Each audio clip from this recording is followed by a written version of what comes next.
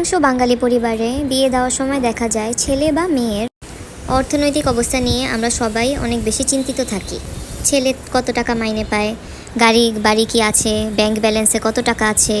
এমন মেয়ের বাবা যেরকম খোঁজ খবর নেয়, তেমনই মেয়ের কয়তলা বাড়ি আছে, কয় ভরি স্বর্ণ আছে, বিয়ের সময় মেয়ের পক্ষ থেকে কয় ভরি স্বর্ণ দিবে কি দিবে না, এগুলো নিয়ে ছেলের বাড়ির মানুষের চিন্তার কোনো শেষ নাই, আগ্রহের কোনো কমতি নাই। টাকা পয়সা ধন দৌলত দেখা অবশ্যই ইম্পর্ট্যান্ট, তার থেকেও একটা বড় জিনিস আছে দেখা, সেটা কি জানেন? সেটা হচ্ছে পরিবারটাকে দেখা, পরিবারটা কেমন সেটা বোঝা। আপনি টাকা পয়সার লোভে অনেক উচ্চ পরিবারে যেয়ে বিয়ে করলেন, কিন্তু দেখা গেল তাদের সাথে আপনার মন মানসিকতার কোনোভাবেই অ্যাডজাস্ট হচ্ছে না। তাদের উঠা বসা, থাকা খাওয়া, কথাবার্তা সব কিছুই আপনাদের থেকে খুব আলাদা। অনেক সময় দেখা যায় বাবা মারও নাস্তানাবদ হতে হয় সেই পরিবারের স্ট্যাটাস মেনটেন করতে গিয়ে। ওই জায়গায় বিয়ে